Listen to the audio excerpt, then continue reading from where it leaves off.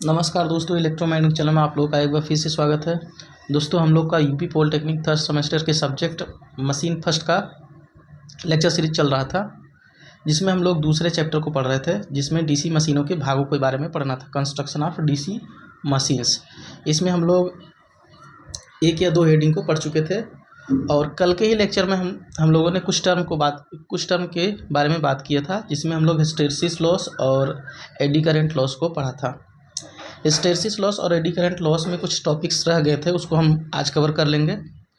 इसके अलावा हम लोग कल के लास्ट लेक्चर में हम लोग पोल कोर और पोल शू को पढ़ लिए थे, तो थोड़ा सा जो हिस्टैरिसीस लॉस और एडी करंट लॉस में जो बचा था उसको आज हम लोग देख लेते हैं। इसके बाद हम लोग इससे आगे पढ़ेंगे।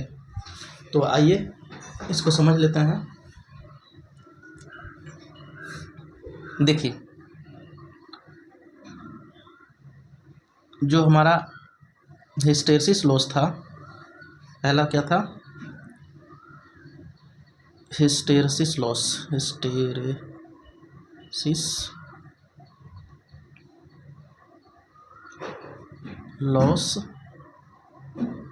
और दूसरा था eddy current loss. Eddy current loss, ये दो टॉपिक कल हम लोगों ने देखा था। तो एडी करंट लॉस जो होता है वो भंवर धारा हानि कहलाती है, और ये धारा के कारण होता है हानि। ये किसी मटेरियल में जो इंड्यूस्ड ईएमएफ होता है, जब उसमें फ्लक्स का परिवर्तन होता है तो उसमें ईएमएफ इंड्यूस होता है, जिसके कारण उसमें करंट का फ्लो होता है। उसके कारण जो है जो लॉस होता है उसको हम लोग बोलते हैं एडी करंट लॉस। तो एडी करंट लॉस क्या होता है? एडी करंट लॉस मैग्नेटिक और नॉन मैग्नेटिक दोनों प्रकार के मटेरियल में होता है। तो यहाँ पर हम लोग लिख लेंगे इसको नोट में कि एडी करंट लॉस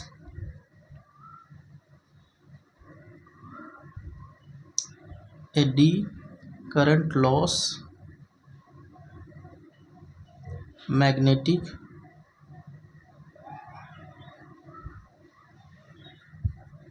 और non magnetic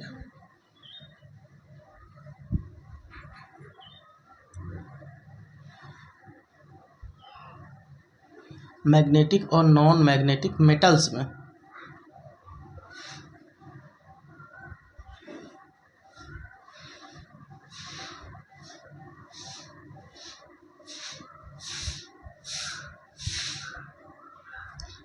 eddy current loss magnetic और नॉन मैग्नेटिक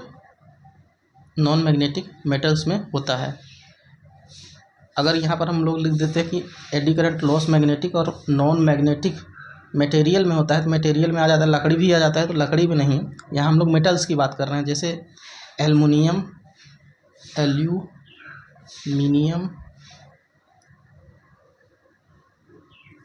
कॉपर, ये सब क्या हैं? ये सब नॉन मैग्नेटिक मटेरियल है, लेकिन एडी करंट लॉस इनमें भी होता है। जबकि जो हमारा हिस्टैरिसीस लॉस होता है, hysteresis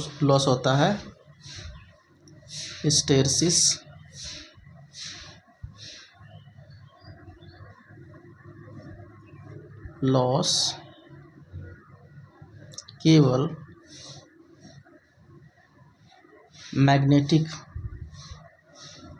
magnetic material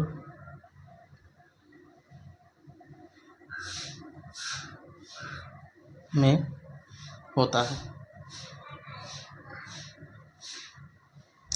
eddy current loss hysteresis loss केवल मैग्नेटिक मटेरियल्स में होता है, क्योंकि मैग्नेटिक मटेरियल में हिस्टैरिसीस लॉस क्यों होता है? क्योंकि यह मैग्नेटाइजेशन और डीमैग्नेटाइजेशन के कारण जो लॉस होता है। जैसे ये मटेरियल है, ये मैग्नेटिक मटेरियल रहेगा तभी एक तरफ मैग्नेटाइज होगा, फिर दूसरी तरफ मैग्नेटाइज होगा, इसीलिए यह केवल मैग्नेटिक मटेरियल में होता है। और क्या एडी करंट लॉस क्या होता है? इसके लिए केवल कंडक्टर चाहिए, कि वो मटेरियल कंडक्टर होना चाहिए। कंडक्टर होगा तो उसमें जो है ईएमएफ इंड्यूस्ड होगा, और ईएमएफ इंड्यूस्ड होने से उसमें करंट फ्लो होगा, और जिसके कारण एडी करंट लॉस उसमें होना प्रारंभ हो जाएगा। तो ये दो बातें रह गई थी जिसको बताना था, कल के लेक्चर में ये छूट गया था। तो आइए आज जो डीसी मशीन्स के भाग हम लोग पढ़ रहे थे उसके आगे पढ़ते हैं। तो कल के लेक्चर में हम लोग डीसी मशीन को भाग में यहाँ तक पढ़ चुके थे। आज इसके आगे से पढ़ेंगे।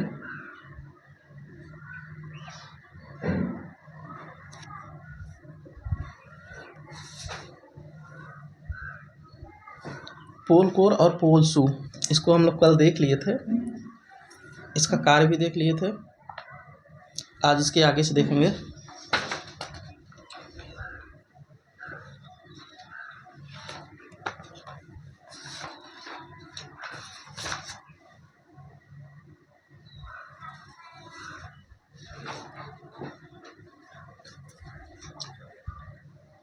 हमारा अगला हेडिंग है पोल कॉइल अथवा फील्ड कॉइल।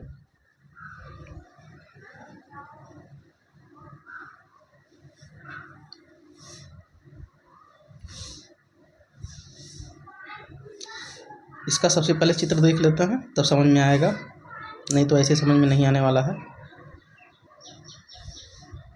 देखिए,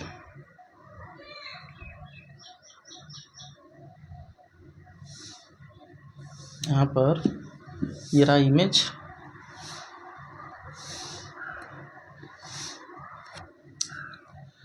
तो ये भाग जो देख रहे हैं, ये इसको बोलते हैं पोल कोर। पोल कोर क्या होता है? पटलित होता है। देखिए, लैमिनेटेड पोल कोर। लैमिनेटेड का मतलब पतली पतली सीट के रूप में होता है, जैसा मैं कल बताया था। और सीट को यूज क्यों करते हैं? क्योंकि सीट यूज करने से क्या होता है, एडी करंट लॉस जो है कम हो जाता है। एडी करंट लॉस इसमें क्यों कम हो जाता है? क्योंकि प्रत्येक लैमिनेशन के बीच में क्या होता है, वार्निश की पतली परत होती है, जिससे ये एक दूसरे से विद्युतीय रूप से अलग रहते हैं। यहाँ देख सकते हैं रिवेट किया हुआ है, ये रिवेट और इधर भी रिवेटिंग किया हुआ है। तो ये हमारा पोल कोर, इस भाग को बोलते हैं पोल कोर, जो यहाँ पर दिखाई दे रहा है। और इसको बोलते हैं पोल शू, ये आगे वाला भाग पोल शू। और हम अभी पढ़ रहे हैं क्या, पोल कॉइल्स या फील्ड कॉइल्स। जो यहाँ पर देख सकते हैं, जो ये कोर है, कोर के ऊपर एक संरचना दिखाई दे रही है, इसी को बोलते हैं पोल कॉइल्स या फील्ड कॉइल्स। ये पोल कोर के ऊपर ही ऐसे लपेटी गई रहती हैं। इनको बनाने के लिए क्या करते हैं हम लोग, देखिए, एक फार्मर होता है इस तरीके का, जिसको हम लोग फर्मा बोलते हैं, सामान्य बोलचाल की भाषा में फर्मा बोलते हैं। इसमें क्या करते हैं हम लोग, सबसे पहले ये कॉपर के तार होते हैं। यहाँ से जो देखिए, यहाँ से ये हमारा प्रारंभिक टर्मिनल है, ये प्रारंभिक टर्मिनल से यहाँ से लपेटना चालू करते हैं। इस तरीके से लपेटते हुए ये जब कॉइल जितने भी टर्न्स होते हैं, उतना टर्न्स कंप्लीट होने के बाद ये दूसरा टर्मिनल्स यहाँ से निकाल लेते हैं। इस तरीके से फील्ड कॉइल में 2 टर्मिनल होते हैं। और मशीन में कम से कम 2 फील्ड होता है, कम से कम 2 फील्ड होता है या उससे अधिक फील्ड होता है। क्योंकि एक पूरा मैग्नेट बनने के लिए हमको क्या चाहिए, कम से कम 2 पोल्स होना आवश्यक है, एक एन पोल, एक दूसरा एस पोल। तो किसी मशीन में कम से कम 2 पोल अवश्य होते हैं। तो ये हमारा कॉइल बन के तैयार हो जाता है। तो इस फार्मर से इस कॉइल को निकाल के, देखिए, निकालने के बाद यहाँ पर इस तरीके से इसको सेट कर देते हैं। सेट करके इस नट बोल्ट को योक में, देखिए योक कल हम लोग पढ़े थे, योक क्या होता है, यहाँ पर ऐसे फिट कर देते हैं। तो यहाँ पर देख सकते हैं 1 पोल, 2 पोल, 3 पोल और 4 पोल है। तो ये 4 पोल है, 4 पोल की मशीन है। इस तरीके से चारों पोल्स को सेट करके, देखिए, एक दूसरे से कनेक्शन कर दिया जाता है। इस पोल का कनेक्शन इस पोल से, इस पोल का कनेक्शन इस पोल से, फिर इस पोल का कनेक्शन इस पोल से, और लास्ट में जो है 2 टर्मिनल प्लस माइनस निकाल लिए जाते हैं पोल को एक्साइट करने के लिए। एक्साइट का मतलब क्या होता है, जब पोल्स में जो है डीसी धारा को या डीसी सप्लाई को जोड़ दिया जाता है, तो उसको बोलते हैं एक्साइटेशन। आई होप आप लोगों को समझ में आया होगा। अब इसके बारे में, पोल्स के बारे में, पोल कॉइल के बारे में थोड़ा पढ़ लेते हैं कि ये पोल कॉइल्स किसकी बनी होती हैं।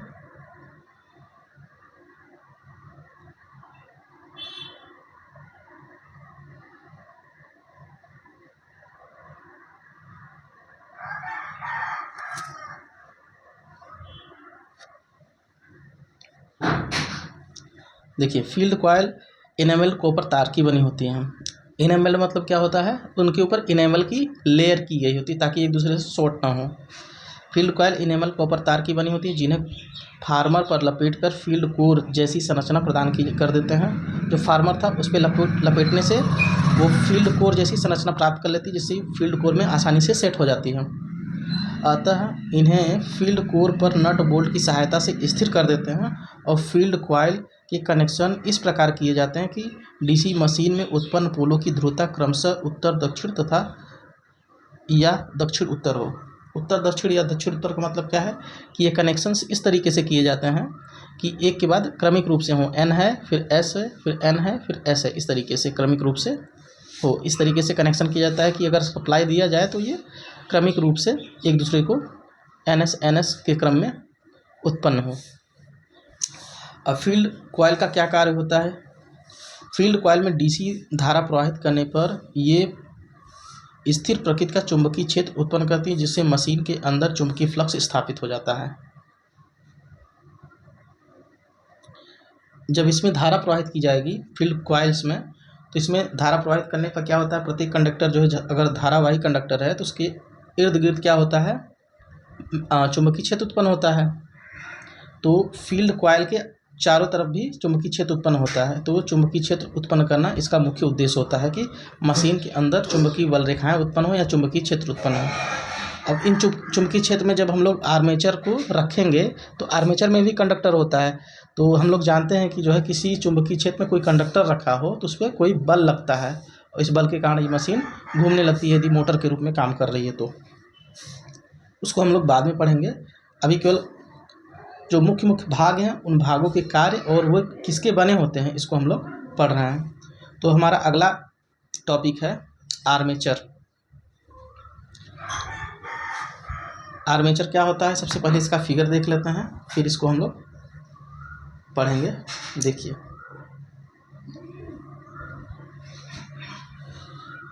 यहाँ पर देख सकते हैं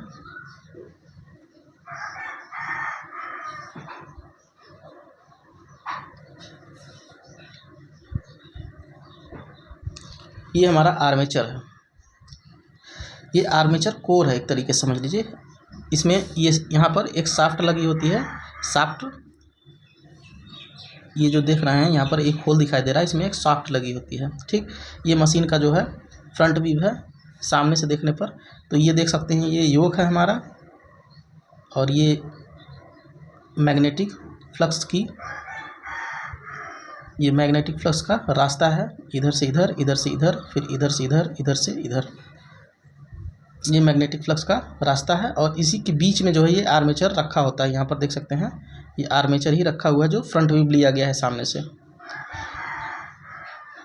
और इस आर्मेचर में क्या होता है, देखिए यहाँ पर ऊपरी भाग में स्लॉट कटे होते हैं। यहाँ पर नाली जैसी संरचना बनी है, इनको स्लॉट बोलते हैं। यहाँ पर लिखा हुआ है स्लॉट, और इसको आर्मेचर स्टाम्पिंग या आर्मेचर कोर बोलते हैं इस पूरी संरचना को।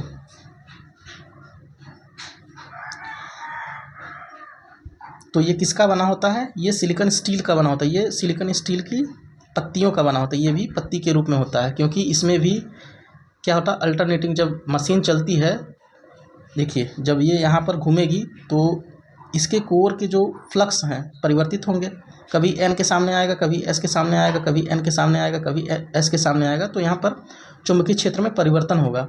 चुंबकीय क्षेत्र में परिवर्तन होने से क्या होता है, इसमें भी एडी करंट लॉस होने की संभावना रहती है, जिसके कारण इसको जो है हम लोग पत्ती के रूप में यानी लैमिनेटेड करके बनाते हैं। लैमिनेटेड करके इसको जो है हाइड्रोलिक प्रेस से दबा के रिवेट कर देते हैं। यहाँ देख सकते हैं रिवेटिंग किया हुआ है, 1 2 3 4 रिवेट किया हुआ है।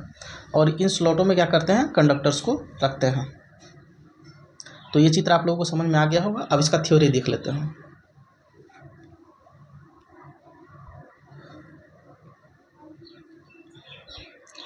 आर्मेचर डीसी मशीन का एक घूमने वाला भाग होता है, यह रोटेटिंग भाग होता है दोस्तों। जो आर्मेचर होता है यह बेरिंग पर, जो एंड कवर होते हैं उसकी बेरिंग पर जो है ये घूम सकता है। डीसी मशीन का आर्मेचर एक ठोस सिलेंडर जैसी संरचना होती है। यहाँ मैंने दिखा दिया है कि वो सिलेंडर जैसी संरचना होती है जिसके बाह्य परिधि भाग पर खांचे स्लॉट कटे होते हैं। परिधि भाग पर ही स्लॉट कटे हुए थे। आर्मेचर को आर्मेचर कोर की बहुत सी पतली सीट के साथ एक साथ प्रेस करके बनाया जाता है ताकि इसमें भंवरधारा हानि कम हो। इसमें भी भंवरधारा हानि होता है, इसलिए इसको जो है लैमिनेटेड करके बनाया जाता है। अब आर्मेचर का क्या कार्य है, आर्मेचर का कार्य, आर्मेचर कॉइल को आर्मेचर आर्मेचर कॉइल के लिए आधार प्रदान करता है, यानी आर्मेचर पर ही आर्मेचर कॉइल्स रखी जाती हैं। इसलिए हम लोग बोल सकते हैं कि आर्मेचर जो है आर्मेचर कॉइल को आधार प्रदान करता है और इन्हें चुंबकीय क्षेत्र में घुमाने का कार्य भी करता है। देखिए यहाँ पर जो आर्मेचर है, इन्हीं स्लॉटों में क्या करते हैं हम लोग, आर्मेचर कॉइल्स को रखते हैं। तो ये आर्मेचर कॉइल के लिए आधार भी प्रदान करता है और यहाँ पर देख सकते हैं आर्मेचर कॉइल को ये चुंबकीय क्षेत्र जो पोल्स हैं इनके कारण जो चुंबकीय क्षेत्र है, इन्हीं के चुंबकीय क्षेत्र में जो है हम आर्मेचर की सहायता से इन कंडक्टरों को जो आर्मेचर में रखे गए हैं उनको घुमाते हैं। तो ये आर्मेचर का दो कार्य हो गया।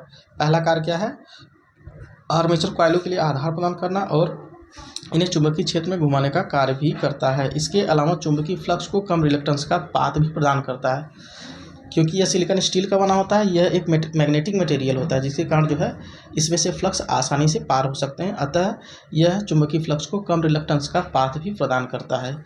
ये कुल मिला के आर्मेचर का कार्य हो गया। अब इसके बाद हमारा अगला भाग रहेगा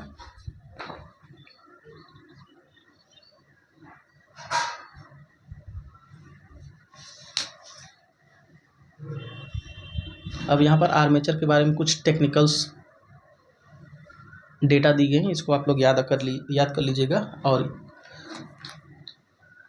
ये 1 नंबर में अक्सर पूछ लिया करते हैं एग्जाम में। देखिए नोट्स के रूप में मैंने इसको लिख दिया है। आर्मेचर को बनाने में प्रयोग की गई कोर सिलिकॉन स्टील की होती है और इनके लैमिनेशन की मोटाई 0.3 से 0.5 mm तक होती है। ये पहला नोट हो गया। और दूसरा क्या है, सिलिकॉन स्टील की पतली पत्तियों को वार्निश द्वारा कोटिंग करके एक दूसरे से इंसुलेट किया जाता है। ये मैं पहले भी बता चुका हूँ कि जहाँ पर लैमिनेशंस यूज की जाएंगी, पतली पतली स्ट्रिप्स यूज की जाएंगी, वहाँ पर वार्निश की कोटिंग अवश्य यूज की जाएगी।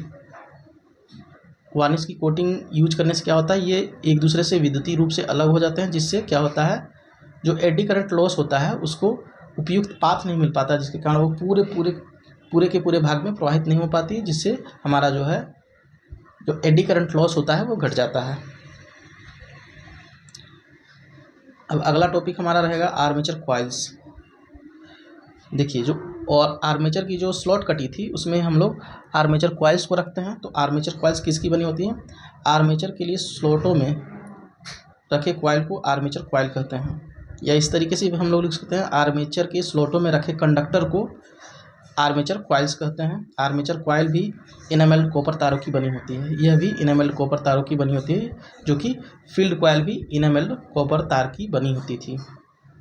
आर्मेचर वाइंडिंग या आर्मेचर कॉइल को डीसी मशीन का दिल कहते हैं। आर्मेचर वाइंडिंग को ही हम लोग डीसी मशीन का हार्ट या हृदय या दिल बोलते हैं।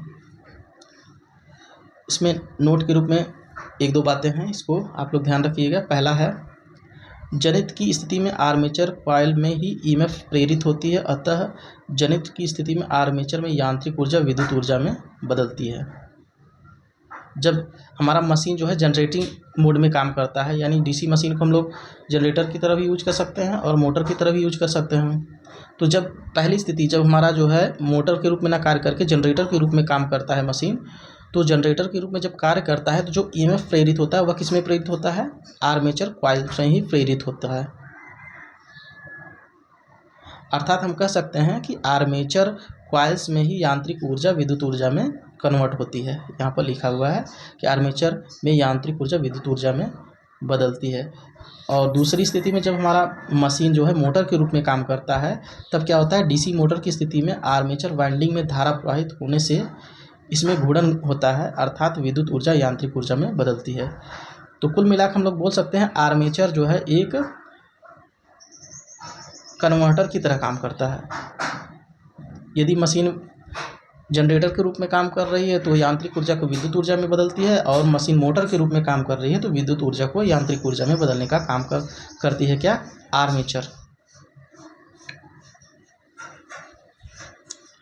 अब आर्मेचर में जो कॉइल्स रखी जाती हैं, आर्मेचर में जो कॉइल्स रखी जाती हैं वो कितने प्रकार की होती हैं, 2 प्रकार की होती हैं। कनेक्शन के आधार पर हम लोग आर्मेचर बाइंडिंग को 2 प्रकार से वर्गीकृत कर सकते हैं। पहला है लैप बाइंडिंग और दूसरा है वेब बाइंडिंग। तो ये आर्मेचर के जो कॉइल्स होती हैं उनके प्रकार हो गए हैं, उनके कनेक्शन के आधार पर।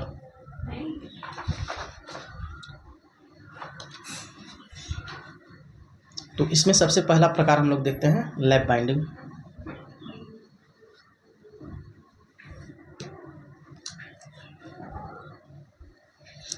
आर्मेचर की लैप बाइंडिंग में कंडक्टर इस तरह से जुड़े होते हैं कि कंडक्टरों से बने समांतर पाथों, ये पार्थो नहीं पार्थ, यहाँ पर देखिए फिर से पढ़ते हैं। आर्मेचर की लैप बाइंडिंग में कंडक्टर इस तरीके से जुड़े होते हैं कि कंडक्टरों से बने समांतर पथों की संख्या पोलों की संख्या के बराबर होती है। अब ये समांतर पाथ क्या होता है और पोल तो पता है कि पोल क्या होता है, समांतर पाथ क्या होता है। जब हम लोग ये लैप बाइंडिंग वेब बाइंडिंग को पूरा डिटेल में पढ़ेंगे तो वहाँ पर आपको समझा देंगे कि ये समांतर पाथ क्या होता है। फिलहाल अभी आप लोग केवल याद कर लीजिए कि क्या होता है। लैप बाइंडिंग में समांतर पाथों की संख्या पोलों की संख्या के बराबर होती है।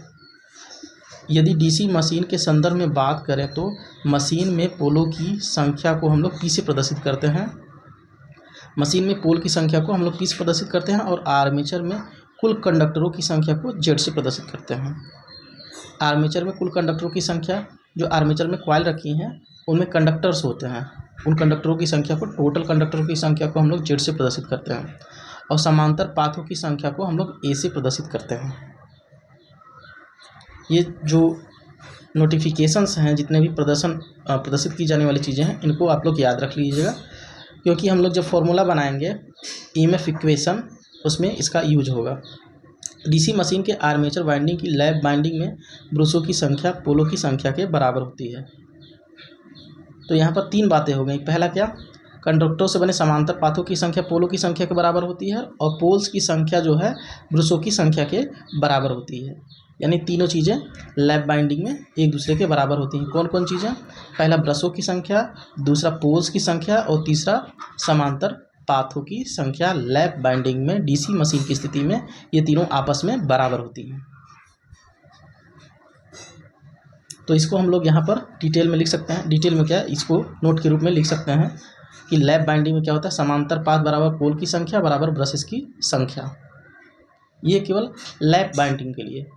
जो आर्मेचर का लैप बाइंडिंग प्रकार होता है, आर्मेचर की बाइंडिंग के दो प्रकार होते हैं, पहला लैप बाइंडिंग, दूसरा वेब बाइंडिंग। तो हम लोग लैप बाइंडिंग को पढ़ रहे हैं। तो लैप बाइंडिंग में क्या होता है, समांतर पाथ पोल की संख्या के बराबर होती है, पोल की संख्या भी ब्रश की संख्या के बराबर होती है। अब दूसरा बाइंडिंग का प्रकार हमारा है वेब बाइंडिंग। तो वेब बाइंडिंग की स्थिति में आर्मेचर में कुल कंडक्टरों की संख्या जेड होती है। प्रदर्शन हमारा सेम रहेगा, इसमें भी कुल कंडक्टरों की संख्या को हम लोग जेड से प्रदर्शित करते हैं और उसमें भी प्रदर्शित कर रहे थे जेड से। इसमें भी पोल को पी से प्रदर्शित करेंगे, उसमें भी पोल को पी से ही प्रदर्शित करेंगे और समांतर पाथों की संख्या को इसमें भी ए से ही प्रदर्शित किया जाएगा। यानी प्रदर्शन दोनों में एक समान जैसा रहेगा, लेकिन संख्या जो है अलग अलग रहेगी। जैसे यहाँ पर वेब बाइंडिंग में समांतर पाथों की संख्या 2 होती है। वेब बाइंडिंग में समांतर पाथों की संख्या क्या होती है, 2 होती है हमेशा के लिए। जबकि लैप बाइंडिंग में क्या होता था, समांतर पाथों की संख्या पोल्स पर निर्भर कर रही थी, पोल्स के संख्या के बराबर हो रही थी समांतर पाथ की संख्या। यहाँ पर लैप बाइंडिंग के केस में समांतर पाथों की संख्या पोल्स की संख्या के बराबर थी और वेब बाइंडिंग के केस में समांतर पाथों की संख्या 2 रहेगी हमेशा, और हमेशा 2 ही रहेगी। ये पहला बात हो गया वेब बाइंडिंग के संदर्भ में। और दूसरा क्या रहेगा, इसमें कार्बन ब्रशेस जो होते हैं, वेब बाइंडिंग में कार्बन ब्रशेस की संख्या भी 2 ही होती है। यहाँ पर देखिए, अतः वेब बाइंडिंग वाले आर्मेचर में प्रत्येक समांतर पाथ में कुल कंडक्टरों की संख्या Z/2 होगी। देखिए पीछे हम लोग पढ़े हैं कि कुल कंडक्टरों की संख्या को हम लोग जेड से डिनोट करते हैं और वेब बाइंडिंग में हमारा समांतर पाथ 2 होता है। तो प्रत्येक समांतर पाथ में कितने कंडक्टर हो जाएंगे, क्योंकि समांतर पाथ 2 है और कंडक्टरों की संख्या टोटल क्या है, जेड है, तो प्रत्येक पाथ में Z/2 कंडक्टर आएंगे। इसके अलावा वेब बाइंडिंग वाली डीसी मशीन में केवल 2 ही कार्बन ब्रशेस होती हैं, जो कि मैं पहले बता चुका हूँ कि वेब बाइंडिंग में केवल 2 ही कार्बन ब्रशेस यूज की जाती हैं, जो कि समांतर पथ के बराबर होती हैं।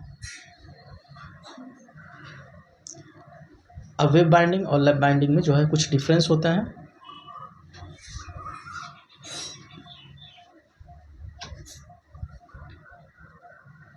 इनको देख लेते हैं हम लोग, लैप बाइंडिंग और वेब बाइंडिंग में क्या डिफरेंस है। एक तरफ लैप बाइंडिंग लिखेंगे, दूसरी तरफ वेब बाइंडिंग लिखेंगे। और पहला है लैप बाइंडिंग में पोलो की संख्या p तथा बाइंडिंग में पैरेलल पाथ a समान होते हैं। लैप बाइंडिंग में पोलो की संख्या और समांतर पाथों की संख्या दोनों आपस में बराबर होती है। जबकि वेब बाइंडिंग में क्या होता है, पैरेलल पाथ 2 होते हैं, पोल की संख्या पर निर्भर नहीं करते हैं। इसमें पैरेलल पाथ हमेशा 2 रहेगा और पैरेलल पाथ पोल की संख्या पर डिपेंड नहीं करता वेब बाइंडिंग में। और दूसरा क्या है, दूसरा हमारा है ब्रशों की संख्या पोल तथा पैरेलल पाथ के बराबर होती है।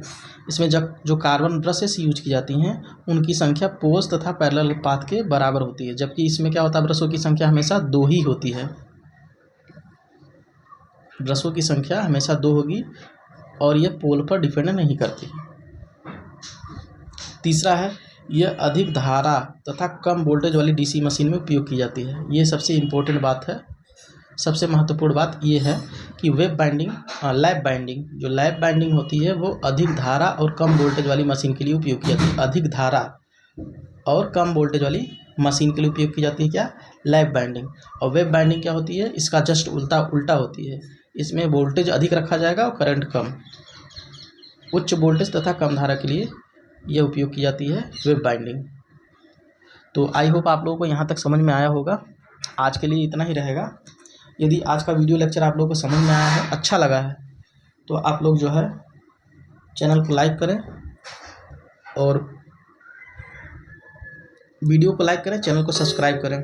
और किसी प्रकार का कोई क्वेरी हो तो आप कमेंट बॉक्स में लिख सकते हैं। धन्यवाद।